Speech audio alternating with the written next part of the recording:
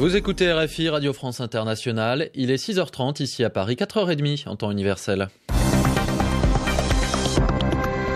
Xavier Besson. Bonjour à tous. L'actualité africaine. Ce matin, ils vont faire campagne ensemble au Gabon contre le président. 3 candidats de l'opposition décident de s'allier. 3 anciens cadres du parti au pouvoir, Ginzuba Ndama et Casimir Oyemba, se rangent derrière la candidature de Jean Ping à 10 jours maintenant du tour unique de l'élection présidentielle. Le Premier ministre en tête avec des généraux de l'armée et de la police. Une délégation du gouvernement de RDC était hier à Beni, dans l'Est, dans la province du Nord Kivu, après les tueries perpétrées samedi et dimanche dernier, les habitants de Beni qui ont pointé leur incapacité à arrêter ces massacres. Dans ce journal également le Burundi, où certains militaires déployés à l'étranger et craignant pour leur sécurité choisissent de ne pas rentrer au pays. Et reportage à Madagascar, où les prix de la viande, du carburant et du charbon notamment ne cessent d'augmenter. Dans une dizaine de minutes, ensuite, ce sera le journal des JO, les Jeux Olympiques, avec notamment cette nuit le titre de la Kenyane Faith Kipyegon, championne olympique du 1500 mètres en athlétisme. Les cartes sont rebattues au Gabon à 10 jours maintenant de l'élection présidentielle. 2 candidats de l'opposition, 2 anciens cadres du PDG, le parti au pouvoir, ont choisi de se ranger derrière la candidature d'un 3e.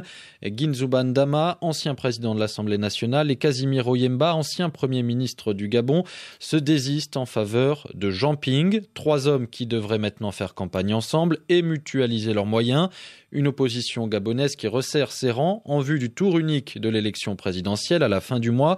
L'annonce de l'alliance a été faite hier après 3 jours de tractation et dans la foulée, les opposants ont organisé un meeting à Libreville, meeting auquel a assisté notre correspondant Yves-Laurent Goma. Ils sont venus spontanément vivre cette nouvelle page de l'histoire du Gabon.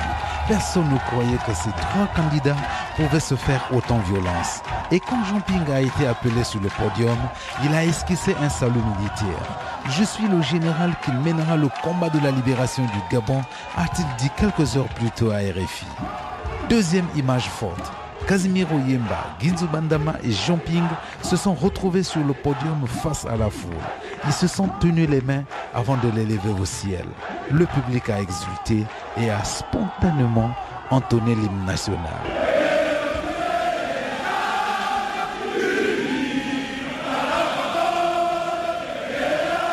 C'est vraiment quelque chose d'extraordinaire et ça touche les cœurs de tous les Gabonais. Nous sommes convaincus que le Gabon va rentrer dans l'histoire. C'est clair, ça commence maintenant. Il fallait ce regroupement des poids lourds, des candidats de l'opposition pour en trouver un seul. Et je crois que c'est bon. Le meeting a été scruté par des observateurs de l'Union africaine et de l'Union européenne. Yves-Laurent Goma, Libreville, RFI. La délégation du gouvernement était très attendue à Beni, au Nord Kivu, dans l'est de la République démocratique du Congo. Elle est finalement venue hier, menée par le Premier ministre Augustin Matata Ponyo, accompagné de plusieurs autres ministres et de généraux de la police et de l'armée. Beni, théâtre le week-end dernier d'une nouvelle attaque attribuée aux rebelles ougandais des ADF. Selon la société civile, une 50aine de personnes ont été tuées. Beni qui a hué la délégation gouvernementale, accusant les responsables d'être incapables de garantir la sécurité de la région, alors que sur le site des massacres, les familles des victimes reviennent parfois en journée pour récupérer des affaires ou bien pour s'assurer que leurs maisons n'ont pas été pillées. Envoyé spécial, Sonia Rollet. Il y a du savoir, voici le sang. Le voici. Des habitants anxieux de montrer les traces de la tuerie. La femme de la victime est là, plutôt discrète, elle tourne le dos au sang. Une vieille femme battue sur une chaise rustique qui dit avoir rencontré les assaillants en tenue de l'armée congolaise. Ils parlaient le swahili, la langue locale, mais elle a fui, sentant que quelque chose n'allait pas. Cette fille est le cadet de sa papa. La fille est plus éloquente, elle raconte s'être cachée à proximité et dit avoir entendu un téléphone sonner. Celui qui répond se met soudain à parler une langue qu'elle ne comprend pas. Son père est déjà captif. Depuis sa cachette, elle dit avoir entendu les assaillants prier. Avant que son père ne soit égorgé. Sonia Rollet, Beni, RFI. L'Est de la République démocratique du Congo, où l'ONG Caritas signale l'enlèvement de 3 de ses agents dans la province du Nord Kivu, toujours enlevés d'après le porte-parole de l'organisation humanitaire après que leur convoi a été attaqué dans une zone où sont actifs les rebelles Hutus rwandais et des FDLR. Ils sont au moins 7, mais pourraient être bien plus nombreux des jeunes soldats burundais déployés à l'étranger et qui préfèrent, à l'issue de leur mission, ne pas rentrer chez eux. La raison, c'est qu'ils craignent la répression qui semble s'abattre au Burundi sur les militaires suspectés d'être proches de l'opposition. Répression qui, selon les Nations Unies et plusieurs ONG, semble toucher aussi en particulier les jeunes officiers Tutsis. Explication, précision, Carole Valade. C'est un jeune militaire en mission dans la Corne de l'Afrique. Il a décidé de désobéir à ses supérieurs et de ne pas rentrer au Burundi en raison de la répression qui sévit dans le pays.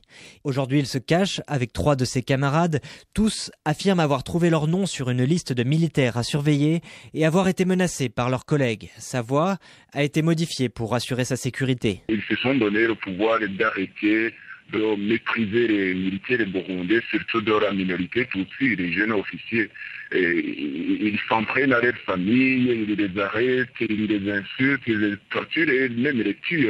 Pour toutes ces raisons, nous avons eu peur vraiment de rentrer, moi et mes camarades, et nous avons eu peur d'être arrêtés, torturés ou tués, comme ce fut le cas d'un militaire arrêté juste à l'aéroport de Bujumbura au retour de sa mission en Centrafrique il y a quelques jours. Selon plusieurs rapports d'ONG et des Nations Unies, les officiers Tutsis sont particulièrement ciblés par la répression. Mais c'est aussi parce qu'ils ont appartenu au FAB, l'ancienne armée du pays à dominant Tutsi, explique un défenseur des droits de l'homme, qui rappelle que la crise est politique avant que d'être ethnique. Le porte-parole de l'armée affirme être au courant de certains de ces cas, mais parle de jeunes probablement manipulés à des fins politiques. En mission dans différents pays, ils sont au moins 7 à refuser l'ordre de retour. L'Angola pense déjà aux élections législatives de l'an prochain, de 2017. Aujourd'hui, le parti au pouvoir, le MPLA, le parti du président José Eduardo dos Santos, se réunit en congrès et doit désigner son chef en vue du scrutin. Un congrès qui ne devrait pas engendrer de surprise dans ce pays qui est dirigé par le même homme depuis la fin des années 1970, mais une réunion qui sera aussi l'occasion d'autres nominations. Anne Kantner. Un seul candidat est en lice pour la présidence du parti, José Eduardo dos Santos, chef de l'État depuis 37 ans. Le système politique angolais prévoit que le leader du parti majoritaire soit désigné président, sauf énorme surprise aujourd'hui où l'an prochain aux législatives, José Eduardo dos Santos sera donc quasiment assuré d'effectuer un nouveau mandat à partir de 2017. Comme lors de chaque congrès, aucun autre membre du MPLA ne lui fait concurrence. Un colonel a bien tenté sa chance, il avait obtenu le nombre de signatures nécessaires, mais son dossier a été écarté. On lui reprochait de ne pas être à jour de cotisation. Ce congrès du parti sera également l'occasion de choisir un vice-président du MPLA pour remplacer l'actuel, malmené par la crise économique et soupçonné de malversation financière lorsqu'il dirigeait la Compagnie nationale du pétrole. Le parti au pouvoir doit enfin valider l'entrée au sein du comité central de 2 enfants du chef de l'État, José Filomeno et Valvicea dos Santos, 2 nominations qui laissent penser que le président, âgé de 73 ans, prépare peut-être sa succession. Même s'il n'a jamais expliqué pourquoi ni comment, José Eduardo dos Santos a promis récemment qu'il quitterait le pouvoir en 2018. Contestée devant la justice par les opposants, la victoire d'Edgar Lungu au premier tour de l'élection présidentielle en Zambie est aussi dans la rue. Hier, 150 personnes ont été arrêtées dans le sud du pays, dans une province qui est un bastion du principal opposant, Hakainde Hichilema, des personnes qui avaient manifesté contre le résultat de ce scrutin. Hier, Edgar Lungu, qui est le président en exercice, a de son côté appelé ses militants à rester calmes lors d'un meeting organisé à Lusaka, la capitale zambienne, meeting organisé pour fêter sa victoire. À Madagascar, il y a bien un indicateur économique qui ne cesse d'augmenter. Ce n'est pas le chiffre de la croissance. Pour cela, Madagascar se situe plutôt dans la moyenne des pays africains. Non, cet indice, c'est celui des prix à la consommation, plus 3% entre décembre dernier et juin de cette année. Ce qui fait qu'en un an, les prix à la consommation à Antananarive ont augmenté de 6,4%. Ce sont les chiffres de l'Institut national de la statistique à Madagascar. Et cela se traduit par une perte de pouvoir d'achat qui incite les Malgaches à changer leurs habitudes de consommation, comme l'a constaté notre correspondante Voulana Razaf Manantsou. Tous les jours, Mam se rend au marché. Aujourd'hui, elle achète des fruits, le goûter pour ses 3 enfants et ce qui est devenu assez rare, de la viande. C'est combien le kilo de zébu ? 8 000 arrières, 2,30 €. Ça a beaucoup augmenté. C'est toujours comme ça. L'année dernière, le prix était un peu plus bas. Pourquoi le prix a augmenté à 8 000 arrières ? À cause de l'exportation vers la Chine. C'est vrai. Et nous, les Malgaches, on n'en mange pas assez. Avant, on mangeait de la viande 4 fois par semaine. Et aujourd'hui, on en mange 2 fois par semaine. 2 fois par semaine. Selon de nombreux bouchers de la capitale, l'exportation de la viande de zébu vers l'Asie serait la cause d'une raréfaction de la viande sur le marché local, engendrant ainsi une hausse des prix de 40 centimes le kilo en un an. Aujourd'hui, un Malgache mange environ 5 kilos de viande par an contre 30 en 1970. Si Mam a limité la consommation de viande pour toute la famille, il en va de même pour un produit de première nécessité, le charbon. L'année dernière, quand j'achetais 1000 arrières de charbon, ça durait toute la journée. Mais aujourd'hui, avec 1000 arrières, tu n'as presque rien. Il faut en acheter plus. On ne peut plus cuisiner des aliments qui demandent beaucoup de cuisson. Je cuisine des plats rapides comme ça, je n'ai pas besoin d'utiliser beaucoup de charbon. Charbon, viande ou encore carburant, selon l'Institut national de la statistique, en un an, les prix à la consommation ont augmenté de 6,4% à Madagascar. Voulana Razafmanansou, Antananarive, RFI. Antananarive, où il est 7h41, 6h41 ici à Paris. Afrique Matin sur RFI. Xavier Besson. Une partie de la Centrafrique est toujours sous le contrôle des groupes armés, nous dira dans 5 minutes notre invité, l'un des experts mandatés par les Nations Unies pour évaluer la situation du pays. À suivre aussi la revue de presse des journaux africains avec Dominique Bayard, mais tout de suite les JO.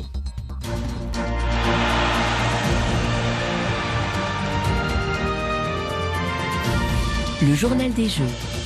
Le nageur tunisien Oussama Melouli qui perd son titre sur le 10 km en eau libre. L'Ivoirienne Marie-Josée Talou qualifiée pour la finale du 200 mètres. Là, c'est de l'athlétisme aussi, avec un très beau duel Kenya-Éthiopie hier sur le 1500 mètres féminin. Le journal des Jeux avec Éric Chorin. Doublé africain sur le 1500 féminin, la Kenyane Fess Kipyegon s'est imposée en 4 minutes 8 secondes 92 en devançant la grande favorite, l'Éthiopienne Genzebe Dibaba, championne du monde en titre, dans la ligne droite opposée au dernier tour. Kipyegon devant Dibaba, c'est exactement l'ordre inverse des championnats du monde à Pékin l'an dernier. Marie-Josée Talou, elle, s'est qualifiée pour la finale du 200 mètres féminin en remportant sa série en 22 secondes 28, nouveau record personnel, deuxième finale pour l'Ivoirienne après celle du 100 mètres où la médaille de bronze lui a échappé pour seulement 3 millièmes. Élimination en revanche de sa compatriote Muriel Aouré, quatrième de sa demi en 22 secondes 59. Pas de finale à Rio, ni sur 100 ni sur 200 pour celle qui était vice-championne du monde sur les 2 distances à Moscou en 2013. Olivier Pron le lui a appris en zone d'interview. J'ai rien à dire. Je suis découragée et Ce sont des mauvais Jeux Olympiques. Ouais, c'est tout. C'était une année très très dure pour moi. Revenir de blessure, c'est pas facile et je me remets au travail pour l'année prochaine, c'est tout. J'ai pas de mots pour le moment, donc désolée. Muriel Aouré est très marquée au micro d'Olivier Pron, a noté l'élimination également de la Nigériane Blessing Okagbare en 22 secondes 69. Pour conclure cette page athlétisme, notez enfin que l'Éthiopienne Almaz Ayana, déjà lauréate du 10 000, s'est tranquillement qualifiée pour la finale du 5000 avec le meilleur temps des qualifications. Elles seront d'ailleurs 3 Éthiopiennes et 3 Kenyanes en piste en finale vendredi. En handball féminin, fin de parcours pour l'Angola qui rate de peu ce qui aurait été la première demi-finale olympique du hand africain. Les Angolais sont tombés en quart après avoir livré une belle résistance aux Russes. Score final 31 buts à 27. En natation, Oussama Melouli a perdu son titre olympique du 10 km en eau libre. Bien placé à la mi-course, le Tunisien échoue à la 12e place d'une course remportée par le Néerlandais Ferry Wertmann. À 32 ans, c'était peut-être la dernière course du sportif tunisien le plus titré au jeu avec 2 médailles d'or, 1500 mètres à Pékin en 2008 et 10 km en eau libre à Londres en 2012 et une médaille de bronze sur le 1500 il y a 4 ans également, Oussama Melouli. J'aurais souhaité avoir encore une médaille la dédiée à la Tunisie, à la jeunesse tunisienne. C'était pas aujourd'hui. Ce qui est bien, c'est que je sens que j'ai donné 100%, j'ai tout donné dans cette course. Félicitations aux vainqueurs et c'est ça la loi du sport. On gagne, on perd et la vie continue. Ouais, mais quand on s'est préparé depuis une Olympiade pour essayer de conserver son titre, c'est dur quand même. Ouais, c'est très dur, c'est difficile à digérer.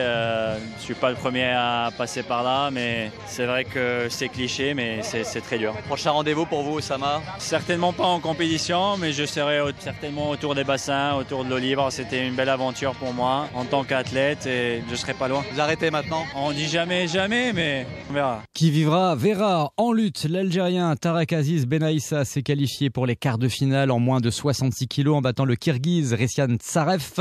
En boxe, toujours pas de médaillé africain après l'élimination du Nigérian Efa Ayagba en quart de finale des 91 kilos face au Kazakh Dishko.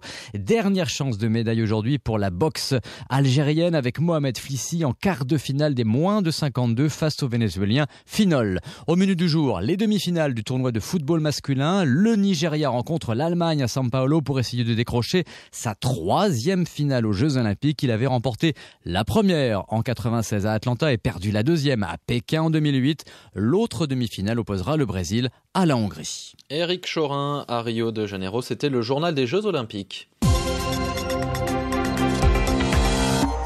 C'est un bilan d'étape, il doit être publié aujourd'hui. À propos de la Centrafrique, un rapport du groupe d'experts mandaté par les Nations Unies au mois de janvier, alors que le mandat de la MINUSCA, la mission de l'ONU, vient d'être prolongé jusqu'en novembre 2017 avec le même niveau d'effectifs. Beaucoup de questions se posent sur l'état de santé global du pays, sur les groupes armés, sur le processus de désarmement et d'insertion des miliciens.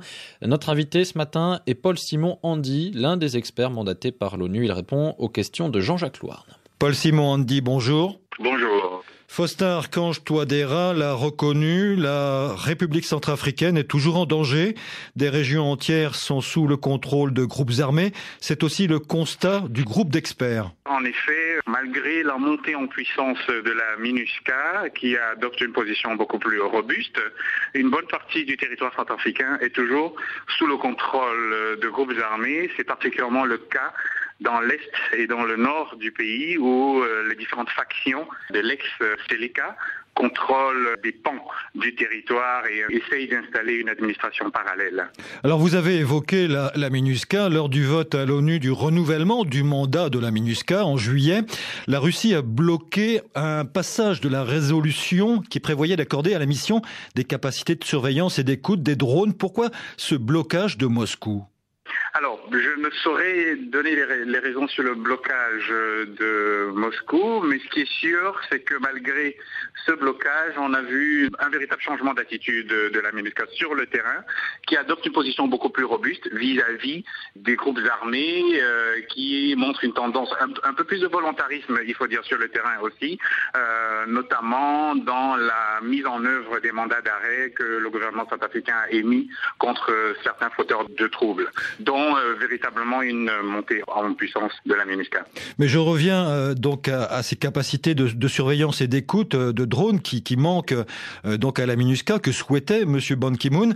N'est-ce pas à la demande du Tchad qui protège les déplacements du leader de la Seleka, Noureddin Adan, entre le nord de la Centrafrique et N'Djamena ? On ne saurait le dire. Vous savez, c'est des négociations politiques au sein du Conseil de sécurité.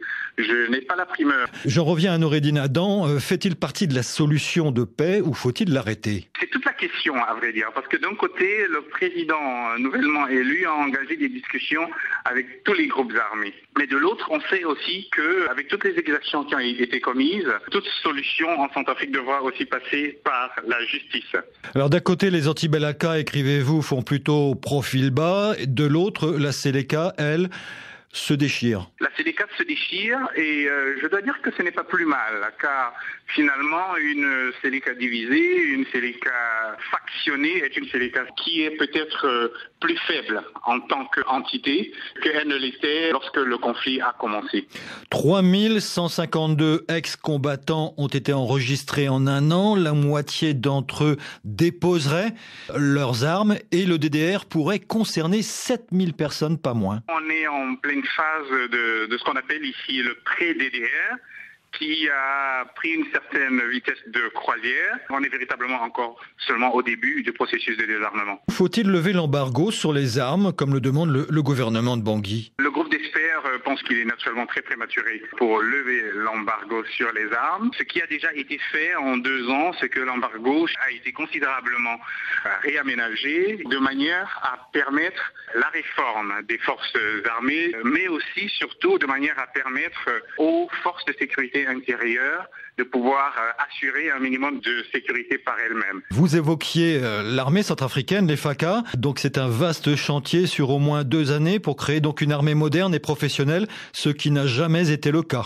Ce qui n'a pas souvent été le cas, ce qui a souvent fait défaut, c'est la chaîne de commande, la politisation de l'armée et naturellement aussi le fait qu'une armée qui pourrait sembler pléthorique au vu des maigres possibilités financières. L'une des tâches principales de la MINUSCA sera d'aider à former une armée multiethnique, professionnelle et naturellement aussi dans laquelle les Centrafricains pourraient se reconnaître. Paul-Simon Andy, merci.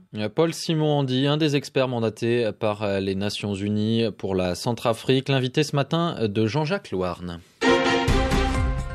L'essentiel de l'actualité internationale de ce mercredi 17 août. La Russie a commencé à mener des frappes en Syrie à partir de l'Iran. L'Iran, autre soutien principal du régime de Bachar al-Assad. Aucun avion russe n'avait encore décollé d'un pays étranger en dehors de la Syrie elle-même.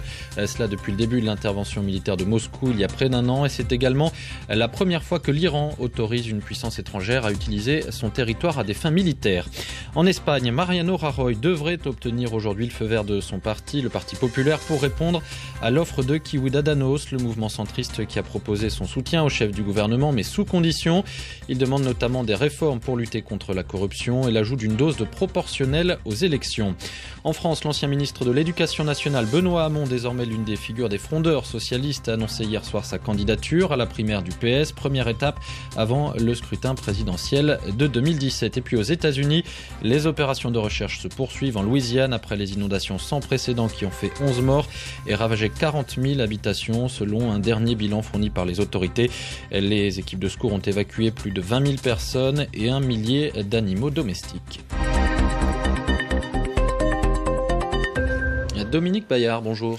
Bonjour Xavier, bonjour à tous. La revue de presse des journaux africains à la une ce matin, un tournant dans la campagne présidentielle au Gabon avec l'alliance surprise de 3 opposants. Après le désistement de 2 principaux candidats de l'opposition en sa faveur, Jean Ping apparaît désormais comme un favori face au président sortant Ali Bongo. Gabon écho s'enthousiasme, c'est inédit, l'opposition gabonaise réussit à s'entendre à 11 jours de la présidentielle. Dungen Zolu, son éditorialiste, parle d'un retour à la paix des braves et prévient. Cela va obliger le camp d'en face à revoir sa stratégie, car si au départ le combat s'annonçait sous de bons auspices pour le camp au pouvoir, du fait de l'émiettement prévu de l'électorat dans une élection à 1 tour, il devient cette fois-ci ardu de prévoir un seul stratagème pour oser penser à la victoire sans coup férir. La parole reste désormais à la rue, que dis-je, au peuple gabonais, sollicité comme jamais. Gabon Actu rapporte que des milliers de personnes se sont amassées mardi au rond-point de Nkembo pour célébrer Jean Ping comme le messie des Gabonais déçus du septennat d'Ali Bongo Ondimba. En Guinée, Dominique, c'est la manifestation pacifique de l'opposition qui fait la une de la plupart des quotidiens. Oui, alors le quotidien Ledjeli, Ibrahima Kindibari se félicite du calme des manifestants comme des autorités. Aucun de nos reporters, écrit-il, n'a relevé le moindre incident, brandissant des pancartes, chantant des slogans hostiles au président Alpha Condé. Les marcheurs sont globalement restés disciplinés, aucun jet de pierre sur les forces de l'ordre. Pour leur part, les services de sécurité, conformément aux engagements, ont encadré la manifestation comme il se devait en s'abstenant de se joindre aux militants. Cet article a été publié et bien sûr écrit avant le bilan de la journée qui fait état d'1 mort et d'une douzaine de blessés du fait de violences policières. Pour Guinée News, pour leur première participation à une manifestation de l'opposition, les anciens ministres du président Alpha Condé, Makanera Kake et Papa Koli Kourouma, ne sont pas allés avec le dos de la cuillère. Ils ont tour à tour dénoncé la malgouvernance du régime en place. Autre sujet, le tramadol, un médicament qui fait des ravages au Burkina Faso, selon le quotidien français Libération. À Ouagadougou, de plus en plus de travailleurs pauvres consomment ce puissant antalgique, écrit Gaël Cognier, le correspondant de Libé, dans un reportage intitulé Tramadol, les ravages de la cocaïne du pauvre. Le médicament surnommé missile dans la capitale burkinabé est celui qui se vend le mieux d'après l'un de ses distributeurs informels. Ses clients le mélangent dans leur café soluble avant de partir travailler. Avec ça, mon cœur bat plus, je marche comme je veux. Le médicament me conserve un peu, me donne du courage et j'oublie mes soucis. Je peux travailler et gagner de quoi vivre, témoigne un jeune homme de 27 ans.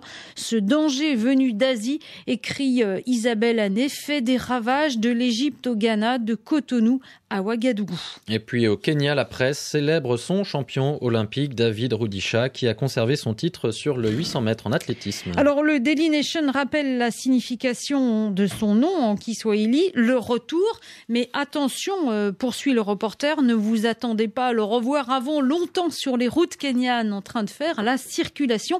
Une tâche qu'il pourrait effectuer puisqu'il appartient à la police. Mais pour ramener des médailles au Kenya, comme il l'a fait mardi, il lui faut du temps pour s'entraîner, souligne le journaliste. Le temps, c'est ce qui manque entre autres au Nigeria pour permettre aux athlètes de vivre leur passion. Paul Verdeau, dans Slate Afrique, raconte comment le Nigeria se fait dépouiller de ses athlètes aux Jeux Olympiques. Dans ce pays, le compteur de médailles reste bloqué à 0, mais pourtant le Nigeria est omniprésent à travers les athlètes qui ont choisi de lui tourner le dos. Beaucoup de coureurs ont rejoint des délégations étrangères, à commencer par le Bahreïn. L'île du Golfe compte pas moins de 7 athlètes d'origine nigériane dans sa délégation. Je me demande si la Jamaïque et le Nigeria reçoivent de l'argent du Bahreïn lorsqu'ils valident le transfert de nationalité de tous leurs sprinteurs, s'est interrogé le champion américain Michael Johnson sur Twitter. Merci Dominique Bayard, c'était la revue de presse des journaux africains. Revue de presse à retrouver sur notre site internet sur rfi.fr. Une pause dans 30 secondes, à tout de suite. Et si le temps d'un été, 20 jeunes prenaient le contrôle des ondes pour raconter le monde avec Pauline Mocor et Alice Milou? La la la la la, j'aurais voulu être un artiste. Kaina, sors de la douche, s'il te plaît. Ça va, j'arrive, ça va. Non mais Kaina, si tu veux faire la star, c'est le thème de l'émission Le Monde est à nous. C'est ce dimanche à 16h10 TU sur RFI. À 16h10 ? Ouais, 16h10 TU, mais sors de la douche, s'il te plaît. J'y serai. Ok, dimanche. On y sera ce dimanche à 16h10 TU sur RFI. Elle est l'un des talents RFI, la flûtiste franco-syrienne Naïsam Jalal. On écoute tout de suite « Parfois c'est plus fort que toi », un titre extrait de son nouvel album.